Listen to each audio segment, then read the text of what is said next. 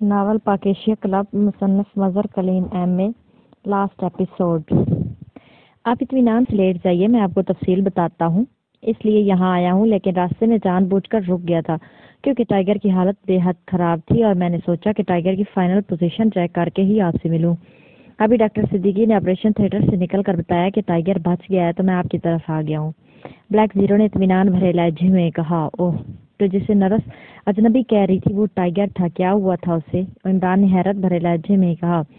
Tiger نے شاید اپنی زندگی کا سب سے بڑا کارنامہ سر انجام دیا ہے، اس کی وجہ سے T2 طیارہ اغوا ہونے سے بچ گیا ہے، ورنہ وہ ڈائی جان لازماً اسے اغوا کر کے نکل جاتا۔ بلیک زیرو نے سر ہلاتے ہوئے کہا۔ اوہ، تو ڈائی جان T2 طیارے تک پہنچ گیا تھا؟ عمران نے چونکتے ہوئے پوچھا۔ ہاں، اور وہاں سے مادام پروشیا کے بھی کئی آدمی ملے ہیں۔ ڈاکٹر آرنلڈ گروپ نے وہاں جانے کی بجائے دانش منزل پر سائنسی حملے کر کے T2 طیارے کی فائل اڑانے کی کوشش کی۔ میں جب یہاں واپس آیا تو ان کا ایجنٹ ڈکسن دانش منزل کے اندر داخل ہو گیا۔ اس نے ایک جدید مشین SBR-61 کی مدد سے دانش منزل کا آٹومیٹک دفاعی نظام مفلوج کر دیا، لیکن وہ آپریشن روم سے آگے نہ بڑھ سکا کیونکہ نظام مفلوج ہونے کی وجہ سے تمام دروازے اور راستے بلاک ہو گئے تھے۔ اس دوران میں وہاں پہنچ گیا اور ڈکسن پر قابو پا لیا۔ ڈکسن سے مجھے ساری معلومات ملی اور میں نے سیکرٹ سروس کے ممبران سے ڈاکٹر آرنلڈ کا گروپ، جسے TIT کہتے ہیں، پر ریڈ کرا دیا۔ ڈاکٹر آرنلڈ پہلے ہی مر چکا تھا، اب اس گروپ کا انچارج انتھونی تھا، جس نے بیلگرامی کو اغوا کر کے اس سے کارال ایئر بیس کے متعلق معلومات حاصل کی تھی۔ انتھونی اور اس کے 2 ساتھی زندہ پکڑے جا سکے ہیں، باقی مقابلے میں ہی ختم ہو گئے اور ان کے سارے اڈے بھی سیکرٹ سروس کے قبضے میں آ گئے ہیں، جن میں سے ایک اڈے سے وہ بلیک میلنگ سٹف بھی مل گیا ہے جو انہوں نے سول اور فوجی اعلی حکام کو پاکیشیا کلب کا ڈھونگ رچا کر حاصل کیا تھا۔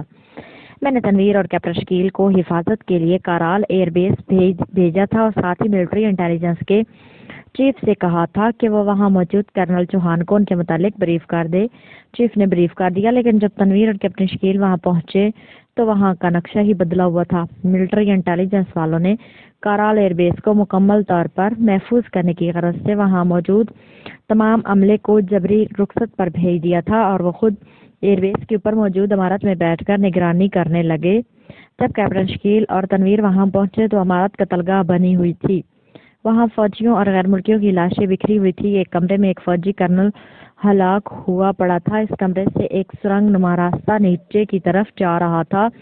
جب یہ دونوں وہاں پہنچے تو وہاں انہوں نے ٹائیگر کو انتہائی زخمی اور نازک حالت میں پڑا دیکھا۔ اس کے علاوہ 4 غیر ملکیوں کی لاشیں بھی پڑی ہوئی تھی اور ایک غیر ملکی البتہ زندہ بھی تھا اور ہوش میں، لیکن اس کی ریڑھ کی ہڈی کے کئی مہرے ٹوٹے ہوئے تھے اور وہ جلیبی بنا طیارے کے پاس پڑا تھا۔ طیارے میں فیول بھرا ہوا تھا اور اس کا کاکپٹ دروازہ کھلا ہوا تھا۔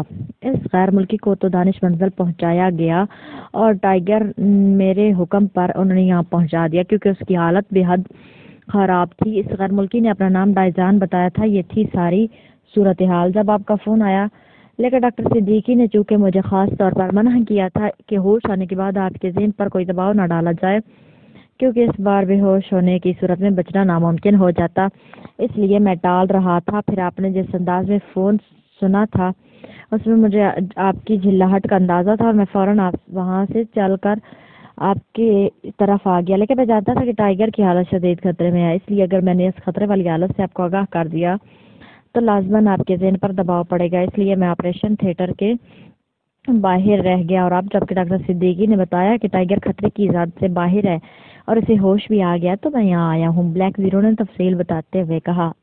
لیکن تم نے مادام پروشیا کا ذکر نہیں کیا جبکہ اس کے ساتھیوں کی بات کی ہے، عمران نے ہونٹ چباتے ہوئے پوچھا۔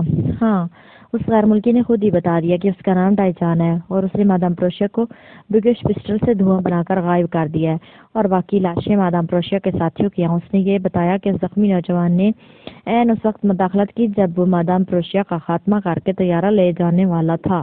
اس نے جس نوجوان کی طرف اشارہ کیا تھا وہ ٹائیگر تھا اور پھر ٹائیگر نے شدید زخمی ہونے کے باوجود اس ڈائی جان سے انتہائی خوفناک جنگ لڑی اور ایک لحاظ سے اپنی جان پر کھیل کر اس نے ڈائی جان کو ناکارہ بنا کر طیارہ اغوا ہونے سے بچا لیا۔ ویسے یہ ڈائی جان بھی بے حد دلیر آدمی ہے، اس نے بغیر کسی تشدد کے سب کچھ اس طرح بتا دیا جیسے وہ ہمارے ملک کا دشمن نہ ہو، دوست ہو۔ ब्लैक जीरो ने जवाब देते हुए कहा, बिगिश पिस्टल? ओह, डायचान के पास बिगिश पिस्टल था, कहाँ है वो? इमरान ने बुरी तरह चौंकते हुए पूछा। दानिश मंजिल में है, कोई हवाई पिस्तौल है। वैसे मुझे यकीन है कि डायचान ने इस बारे में झूठ बोला है। ये कैसे मुमकिन है कि कोई शुआ इस कदर ताकतवर हो कि इंसान को धुएं में बदल दे? ब्लैक जीरो ने मुंह बनाते हुए कहा, नहीं, डायचान जैसे पाए का एजेंट झूठ नहीं बोल सकता। अगर वाकई ये बिगिश पिस्टल है तो फिर उसकी बात दुरुस्त है। मैंने भी बिगिश रेज के मुतालिक पढ़ा है, लेकिन ये रेज इंतहाई महंगी हैं, इसलिए मुझे तसव्वुर ही ना था कि इस कदर कीमती रेज का पिस्टल भी यहाँ इस्तेमाल किया जा सकता है। बहरहाल ये मेरे सेहत का सबसे बेहतरीन तोहफा होगा। इमरान ने मुस्कुराते हुए कहा, अब इस तोहफा देने वाले का क्या करना है? मैंने उसे दानिश मंजिल में इसलिए रखा था कि आप खुद ही उसके मुतालिक फैसला करें, क्योंकि आपने कहा था कि वो एक्रीमिया का सुपर टॉप एजेंट है। ब्लैक जीरो ने कहा। ब्लैक जीरो, अब ये तो मुरव्वत के खिलाफ है कि तोहफा देने वाले को मौत के घाट उतार दिया जाए, और वो वाकई सुपर टॉप एजेंट है और इंतहाई दलेर और मार्शल आर्ट में दुनिया के बेहतरीन लड़ाकों में से एक है। और इसी बात से मेरे दिल में टाइगर की अजमत और ज्यादा बढ़ गई है कि टाइगर ने जख्मी होने के बावजूद इस सुपर टॉप एजेंट को शिकस्त दे दी। बहरहाल तुम उसका इलाज कराओ और फिर उसे कानून के हवाले कर दिया जाएगा।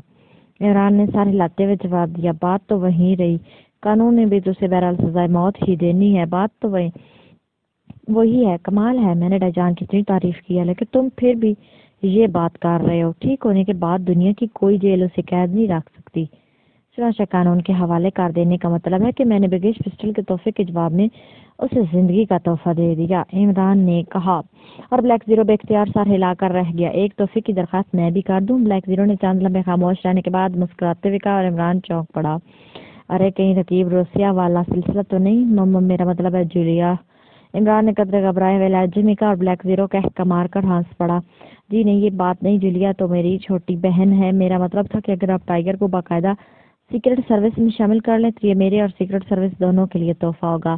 मैं उसकी बेपनाह जुर्रत, दिलेरी और महारत से बेहद मुतासर हुआ हूँ, ब्लैक जीरो ने कहा।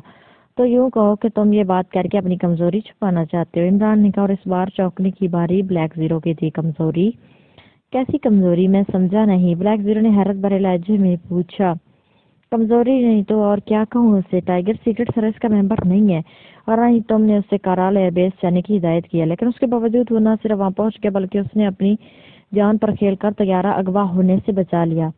अगर वो वहां ना पहुंचता तो डाईजान या मादाम प्रोशिया तैयारा लाजमन ले जाने में कामयाब हो जाते, और तुम उस वक्त बजाय हंसने और कहके लगाने के मुंह लटकाए बैठे हुए होते। इमरान ने बड़े तंजिया लहजे में जवाब दिया, और ब्लैक जीरो की आंखें बेख्तियार झुक गई। उसे मालूम था कि इमरान दुरुस्त कह रहा है। अरे अरे, अब तो मुंह लटकाने की जरूरत नहीं रही, या फिर आइंदा के लिए रिहर्सल कर रहे हो? इमरान ने ब्लैक जीरो को सर झुकाते हुए देखकर कहा, और ब्लैक जीरो फीकी सी हंस कर रह गया। आपकी बात दुरुस्त है इमरान साहब, वाकई अगर टाइगर वहां ना पहुंचाता तो नतीजा लाजमन यही निकलता। इसलिए तो कह रहा हूँ कि अब आप टाइगर को बाकायदा सीक्रेट सर्विस में शामिल कर दें, ब्लैक जीरो ने कहा। तुम्हें टाइगर से क्या दुश्मनी है? इमरान ने मुंह बनाते हुए कहा, दुश्मनी? क्या मतलब? मुझे क्या दुश्मनी हो सकती है? ब्लैक जीरो ने चौंक कर हैरत भरे लहजे में पूछा। किसी बकार को है कार बकार को बेकार कर देना दुश्मन नहीं करा तो और क्या होता है? तुम्हारा मतलब है कि अब टाइगर भी सीक्रेट सर्विस में शामिल होकर सीक्रेट सर्विस के दूसरे मेंबर जैसा हो जाए, इमरान ने बड़े तंजिया लहजे में कहा। और ब्लैक जीरो के होंठ बेख्तियार भींच गए। इमरान साहब, सीक्रेट सर्विस के मेंबरान बेकार नहीं है। असल बात यह है कि आपकी कारकर्दगी ने उन्हें बेकार कर दिया है। आप इस रफ्तारी से काम करते हैं कि सारा मिशन आप अकेले ही मुकम्मल कर लेते हैं, और इन बेचारों के लिए करने को कुछ बचता ही नहीं, ब्लैक जीरो ने अपने मेंबरान का तहफ़्फ़ुज़ करते हुए कहा। और इमरान हंस पड़ा। अरे अरे, अब तुम अपने मेंबरान की नाइली को मेरे सर थोप दो। मैं तो सीक्रेट सर्विस का मेंबर ही नहीं हूँ, मैं क्या कारकर्दगी दिखा सकता हूँ? इमरान ने मुस्कुराते हुए कहा, ठीक है, आइंदा आपको मेंबरान से शिकायत ना होगी, ब्लैक जीरो ने इस बार गुस्सीले लहजे में कहा, और उठ खड़ा हुआ। तुम सारे मेंबरान को छेड़ो, सिर्फ एक से ही जो शिकायत है वही दूर करा दो तो तुम्हारी मेहरबानी, इमरान ने मुस्कुराते हुए कहा। एक से शिकायत? क्या मतलब के किस से और कैसी शिकायत? ब्लैक जीरो ने हैरत भरे लहजे में कहा। मेरा मतलब है वो मेरे कंवारा रह जाने वाली बात। तब मैं क्या कहूँ, शर्म आती है, इमरान ने वाकई इस तरह शर्माते हुए अंदाज में कहा कि ब्लैक जीरो भी हंस पड़ा। ये आपका जाती मामला है, आप जाने, और आपकी शिकायत, बहरहाल मेरी दुआएं आपके साथ हैं, ब्लैक जीरो ने मुस्कुराते हुए कहा। वो समझ गया था कि इमरान का इशारा जूलिया की तरफ है। यही तो मसला है, अगर खाली दुआओं के साथ ये शिकायत दूर हो सकती तो मुझ जैसे हजारों का भला ना हो जाता। اس ملک میں سب سے سستی چیزیں دعائیں ہی تو ہیں۔ 1 روپیہ کسی کے ہاتھ پر رکھو، دعاؤں کا ٹیپ پوری رفتار سے بجنے لگ جاتا ہے۔ ماما مگر یہاں تو میرے پاس روپیہ بھی نہیں ہے جو متوقع دعاؤں کے لیے تمہارے ہاتھ پر رکھ سکوں۔ عمران نے کہا اور بلیک زیرو بے اختیار جھینپے ہوئے انداز میں ہنستا ہوا بیرونی دروازے کی طرف مڑ گیا۔